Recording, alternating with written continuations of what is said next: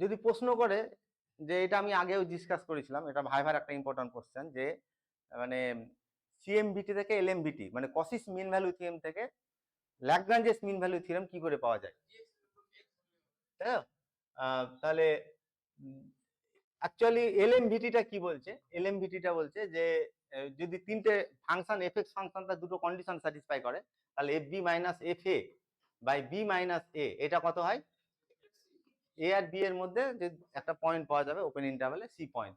আর Cauchy's mean value theorem সিএমভিটিটা কি বলছে, এফ এক্স আর জি এক্স যদি কসিস মিন ভ্যালু থিওরেমের কন্ডিশন গুলো স্যাটিসফাই করে, তাহলে F B minus GB, F B minus F A by GB minus G A, এটা সমান হবে এফ ড্যাশ সি বাই কত, জি ড্যাশ সি। সিটা ওপেন ইন্টারভ্যালের একটা পয়েন্ট হবে,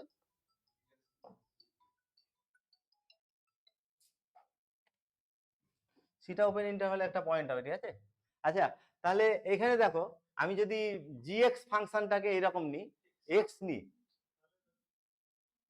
জিএক্স যদি এক্স নিই, এখানে বসাও তো, এই আচ্ছা এখানে জিএক্স এর জায়গায় এক্স বসাও, কি পাবো, f B minus F A by gb মানে বি মাইনাস কত, বি মাইনাস এ, এটা সমান f dash C by g dash c. আচ্ছা জি যদি এক্স হয় তাহলে জি ড্যাশ এক্স কত, জি ড্যাশ এক্স সমান 1, তাহলে নিচে 1 হয়ে গেল, ঠিক আছে। তাহলে এটা একটা ভাইবার কোশ্চেন যে মানে কসিস মিন ভ্যালু থিওরেম থেকে ল্যাগ্রাঞ্জেস মিন ভ্যালু পেতে গেলে কোন ফাংশনকে কিভাবে চুজ করতে হয়। হ্যাঁ অবশ্যই, ঠিক আছে।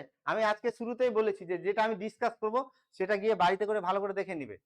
অ্যাকচুয়ালি কসিস মিন ভ্যালু থিওরেমে দুটো ফাংশন থাকে, আর দুটো ফাংশন কন্ডিশন তিনটে থাকে।